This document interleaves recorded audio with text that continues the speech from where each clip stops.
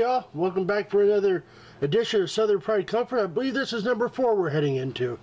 I'm putting up 2 this week because I fell behind last week and only got out none. So I'm going to put 2 up this week and see what I can make sure I get another one up next week, or however many I decide I can do.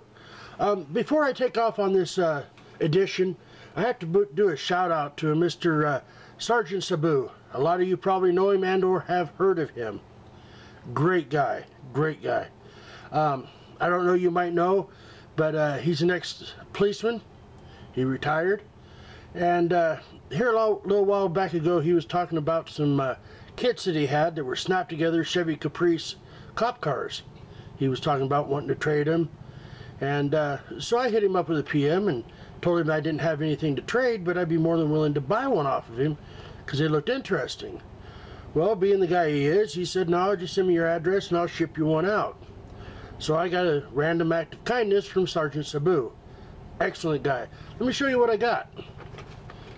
It's a snap tight, and it's 1/25. Pretty cool. It's got electric, a siren, and the lights flash. So it's pretty cool. I'm not going to let anything out of the bag right now, but I do have some ideas on it, on what I'm planning to do. So I'm going to keep that kind of to myself.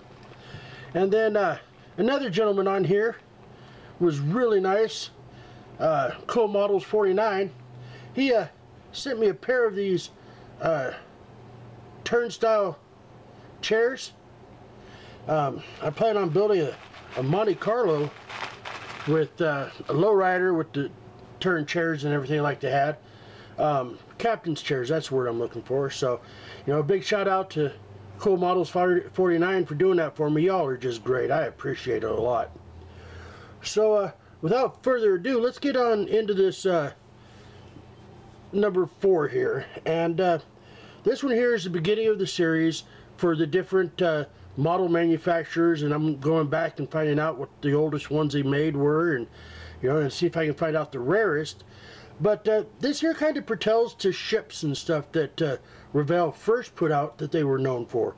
So let me jump right into what I got and let me know what you think. Alrighty.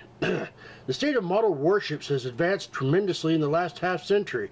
In the 1940s, radio programs were the primary source of entertainment in the household, and ship models were assembled from wood parts. That would be fun. This was called the Joel era, as popularized by known grognard Joel Lebeau. However, these standards changed dramatically as the century hit the halfway point. In the 1950s, television took over most households, and ejected styrene plastic ship models made their appearance. The Revell USS Missouri made its appearance in 1952 and gave birth to the flat-bottom era of ship models. Designed more for kids than for adults, these early Revell ships featured flat bottoms that were more conducive to carpet naval battles. As a member of the Geezer gang, I'm sorry, this is in a second person reading. This gentleman started building warships in the late 50s, and Revell, along with Aurora warships, were his ones that he built in the period. In the 1950s, there was one Revell model that was priced beyond the reach of most kids who were hampered by dime and quarter allowances. In the last several years, he's been able to find them and acquire most of those early models through eBay. Yet the same that was too expensive in 1956, he still couldn't get a hold of. This set included 3 model kits which all had the common theme of carrying missiles. Included in the 1955 kit were the coveted missile cruiser USS Boston, a debatable version of the nuclear submarine USS Nautilus, and the missile test ship USS Norton Sound. Priced at $4.95 in 1955 was the price stratospheric for most kids. Your only hope was to get it for your birthday or for Christmas. You could get the Nautilus cheaply as an individual kit, and even the Boston was attainable in the single kit form. However, things were different with the Norton Sound. This model featured a helicopter pad on the forecastle and a V2 or similar missile firing off from a gantry on the stern. This particular model was not out too long. Apparently, Revell changed the models to the Norton Sound to issue the ship as the seaplane tender, Currituck, and other members of the class. Gone were the assorted missiles and helicopter pad, and were more guns and the neatest PBM Mariner flying boat to be placed on the quarter deck. Because the Norton Sound was only out for a comparatively short period of time and was never reissued, it became the rarest and most expensive Revell ship kit. When it was announced that the Revell of Germany was reissuing this set as part of the 50th anniversary of the company, this guy eagerly wondered if the Norton Sound would reappear. To cut to the chase, the answer is no. All of the rumors of the Norton Sound mold being destroyed to produce a Currituck seaplane tender must be true, because it was the seaplane tender that appeared with this reissue. Rather than the missile test ship, however, the Boston and Nautilus that appeared in the 1955 kit are back in all their original glory. The release of the guided missile fleet. Although he saw quickly that it did not have the Norton Sound, the big box provided all of the allure of the original unobtainable treasure, even without the Norton Sound. There was the Boston. He tried to acquire a Boston on eBay only to drop out bidding when the price reached excessive amounts. This new reissue will sure put a dent into those prices, as it cost a mere $26 at the hobby store. The Currituck kit was also a lure. I had not seen it out in some time, but I still harbored warm memories of this kit and its PBM, the Nautilus.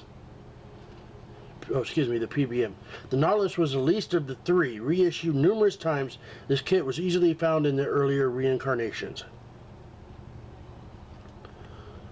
If you examine the box art, you'll find it was almost exact duplicate of the original 1955 box art.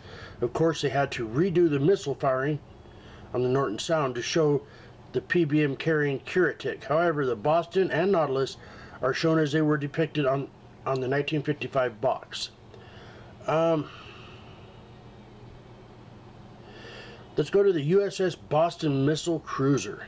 The most desirable of the three is the USS Boston, which has been reissued less frequently than the Currituck and the Nautilus. The single funnel and missile mounts with associated tracking radar make this much different from the Revell Baltimore, Helena, Pittsburgh all gun kits.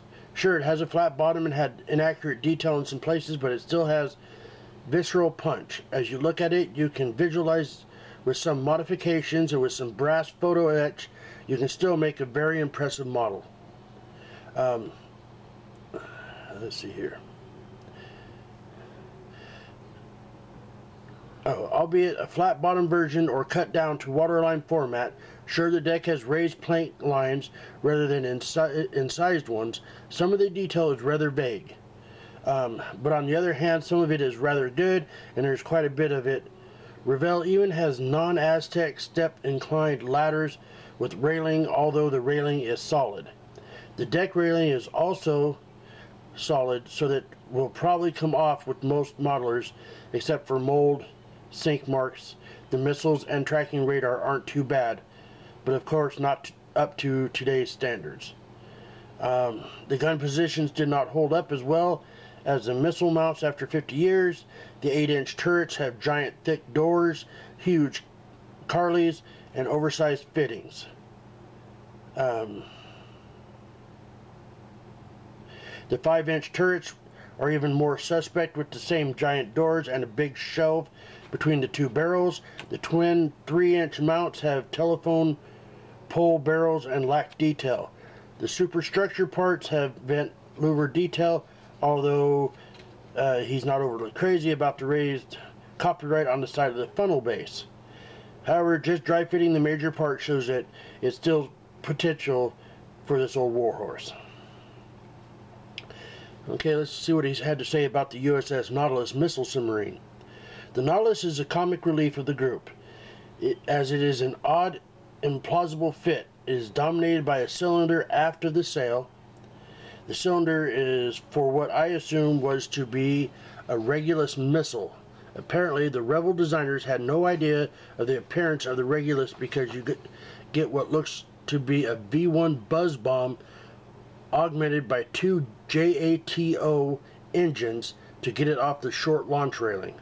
I have no idea if the Navy ever considered this odd addition to the Nautilus, but it is hard to believe that Admiral Rickover would have allowed the degradation of performance parameters of his first nuclear attack boat with the arrangement. However, it is still a blast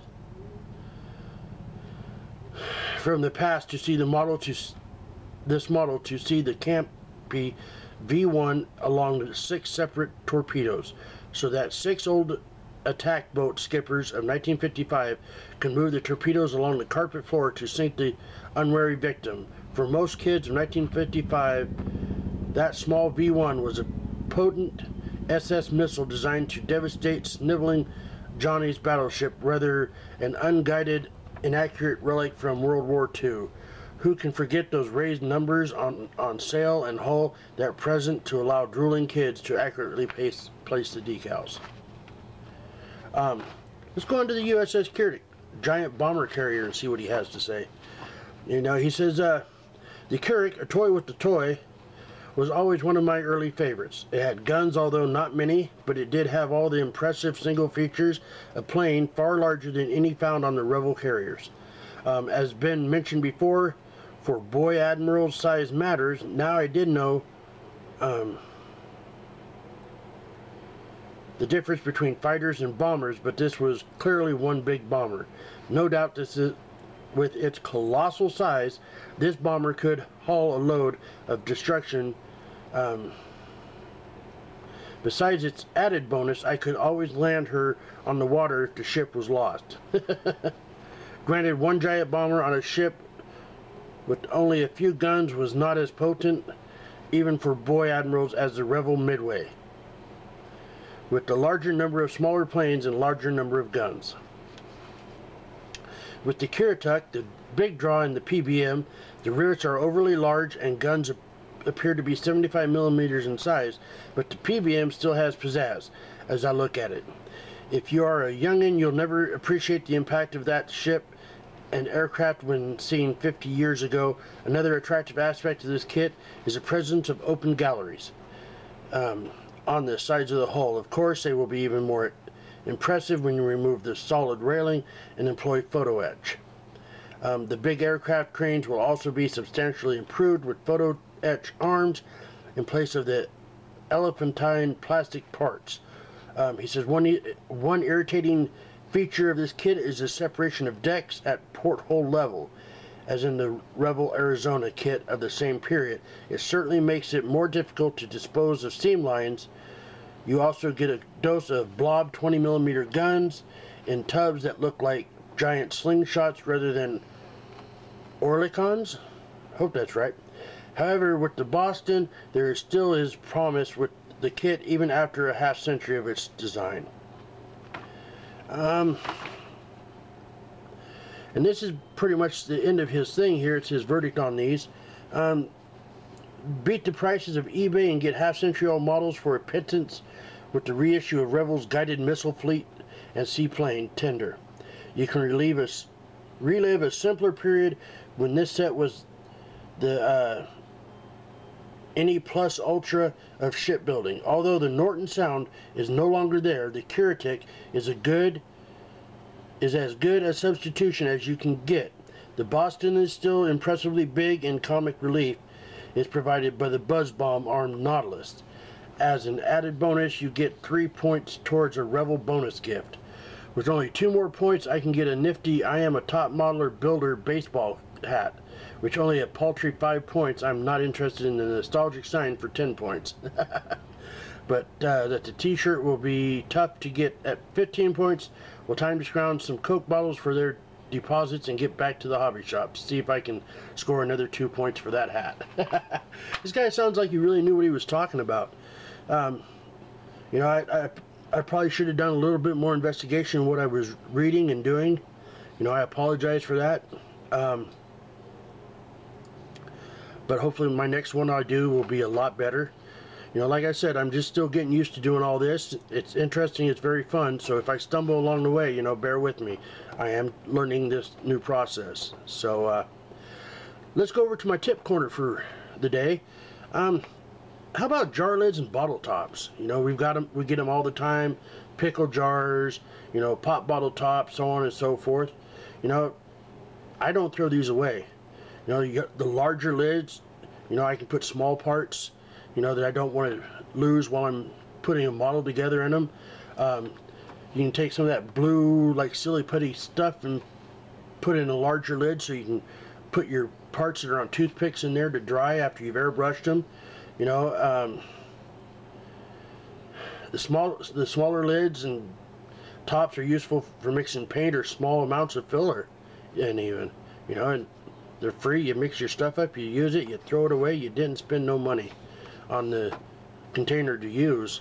You know, that, I don't know about you all, but I'm more than willing to take a few extra minutes to use something smaller to save me a little bit more money. But this is number 4 in the series, and you know, I'm planning on doing more of this series, and of course more model car stuff. And we've already got a couple questions headed into number 5 of the series, so you know, stick around, see how this goes. Hope this wasn't a letdown for y'all, and I enjoyed myself. So you all have a great day, and I'm out of here.